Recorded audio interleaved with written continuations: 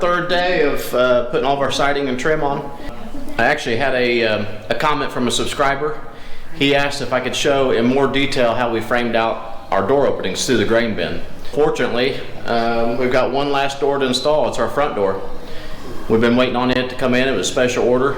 It's an 8-foot tall, pre-finished farmhouse style door, and I've got to finish the frame for it so we can install it. So I think I'll take time to show a little more detail of just exactly how we do that. You can see behind me here, you know, we established our wood framing.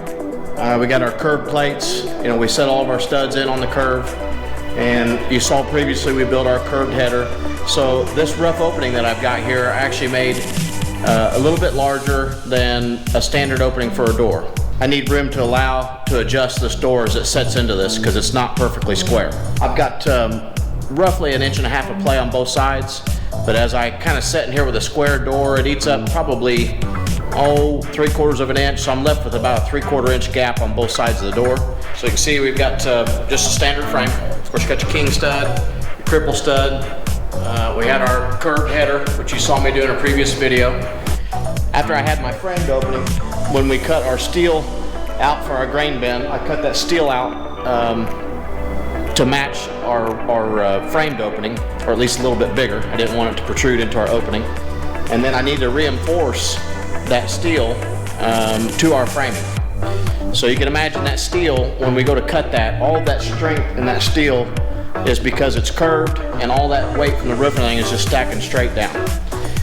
So when I go to cut this metal, it's going to release a lot of that tension. So my fear, and I would say most people's fear, is that that metal could give out. As the weight comes down, the metal would blow out. So that's why we put steel through our opening to reinforce it. So my steel that I put through here, again, it's a 3/16 steel. It's a 3x3L. As you can see right here, it hooks over my framing. I pre-drilled holes, and then I screwed my steel into my wood framing, so that ties the wall together with this metal. And then my corrugated metal, I actually just use Tech screws, pre-drilled holes in the steel and run Tech screws, so that ties all my steel, corrugated steel siding to my steel L. And again, that's screwed into my wood framing, so that locks all this together. It ties my wall and my corrugated metal all together. This is a special order door. It's an 8-foot tall door, 36-inch wide. So my width I've got established here is fine. Now actually on this door we realized when I ordered this special order door, it's a little bit bigger than standard. So my opening is about 1/4 inch too short. So I'm gonna have to modify my height of my opening here so that my door can fit in here. So the easiest way for me to modify this, I need 1/4 inch. I'm gonna cut this bottom plate off. I don't believe I'll lose my curve. I'm not gonna lose my strength because I do have my plywood on here. Really all this bottom plate does is just hold my curve. So I think by taking it off, I should be okay. We're gonna see. We're gonna take it off, and that right there is gonna give me the height that I need. My metal on the outside has already been cut high enough.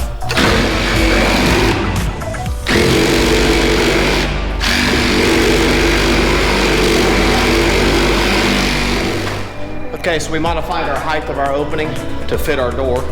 You can imagine I gotta mount this door. So I really have no good way to mount this door. I've got steel that's in the way. You know, you could, I'm not saying you could shim the door off of our frame and pre-drill through this metal and run a screw, you know, through your door frame into this framing. That's one way of doing it. That's not the way we did it. What I'm gonna do instead then is I'm gonna create a wood frame on the outside of the metal, of the corrugated metal. So what I did is I just took treated wood and I used Tech screws and drilled that right into the corrugated steel that grabs my wood framing as well. And so I'm going to create a wood frame opening on the outside of the corrugated metal, both for height and width, and that's going to give me something to nail my door to. Now that we have the one side on, we're going to measure and put the other side on, same thing. Again, we're going to establish a 38-inch rough opening between the two. And this right here, this framing that you see is actually what we're going to attach our door to. So we'll set our door into this opening and we'll attach our brick mold to either side, and then we'll shim and run some set screws through the hinges.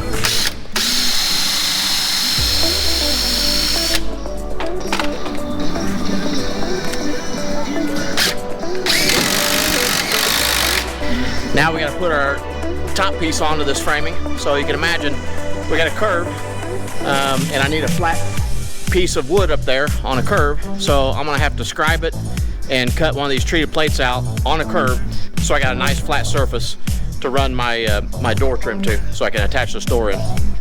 Okay, so actually I already pre-cut this back when we were doing our framing several weeks ago on these windows and doors. So you can see here, I've already marked my curve and cut this out. So this is cut for width and then also to match the curve. So it should just nail right up there into the top of our 2x, and then I'll tech screw this into our metal as well.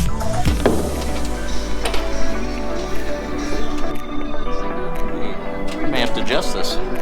Okay, so I put my headpiece on. Again, I had to trim out a little bit. I had pre-cut it, but I need to take a little more off. But that matches the curve. You can see right here, so right where it meets my side. So my side piece is laying right against the corrugated metal. So that corrugated metal is on a curve, obviously, because of the angle. And here I'm trying to go flat across the top of it. So you can see it creates this lip right here. So again, this piece right here is curved to fit. And again, I got that same lip over there. Those lips on those sides, I need to get rid of that, so I got a flat plane for my brick mold to sit against. Again, that curve where it's laying against the corrugated, that's actually going to be hidden when I put my trim on. I'll box in around that, but it does give me something solid to attach my brick mold to.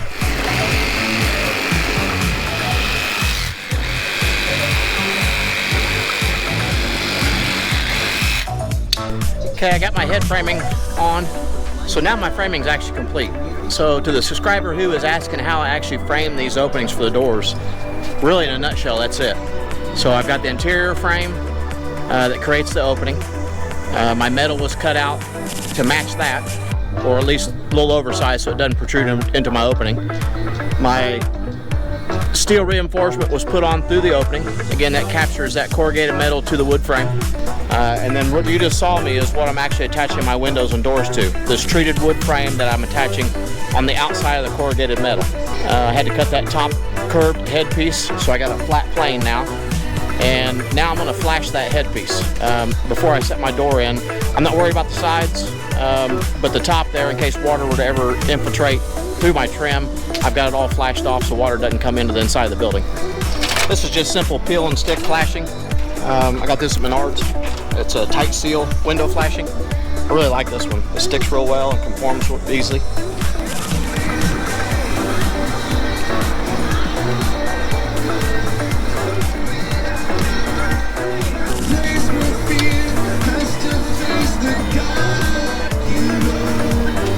Okay, that's now no water roll down this surface can run in behind this. This stuff really seals off to this corrugated.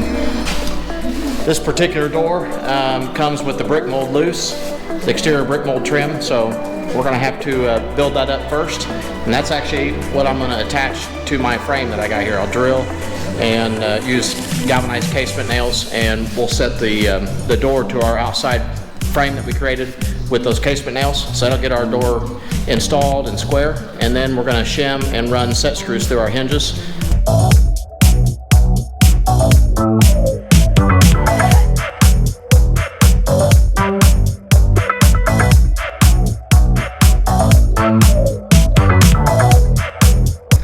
Okay, we can see our door. It's beautiful. Again, pre-finished door from Wayfarer. It's made out of mahogany, real wood. They ship it, all the brick mold is loose, so I'm gonna have to measure here, and we'll cut, miter this, and nail it all together, nail it to the door.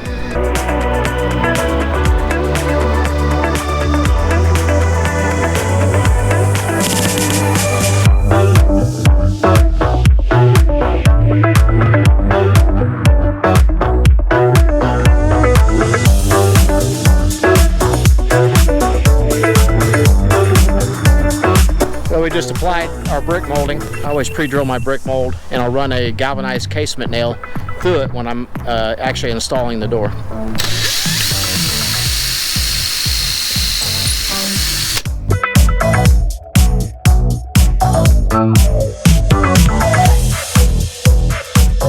We got our frame all done. Our head framing's on, our flashing. We had to build up our special order door. We put the brick molding on, so we cut that and nailed that to the door. Pre-drilled it so we can attach it with our casement nails. We actually dry fit our door, so it does fit our opening perfectly.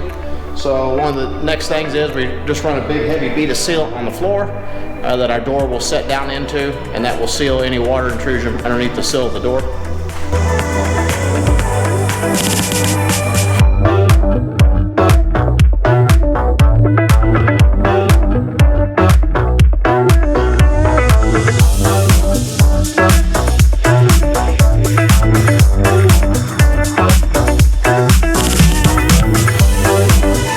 Okay, and there you have it, front door installed. Again, we drilled through our brick mold and set it with a casement nail.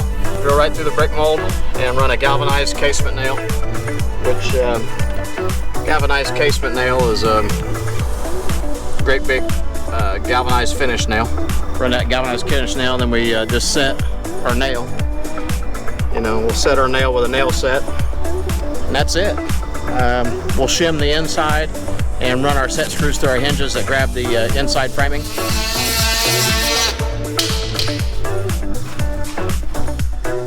Nathan's cutting off our shims, so we just shimmed the hinge side and ran our set screw through the hinge to support the weight of the door. So now we're all in there secure.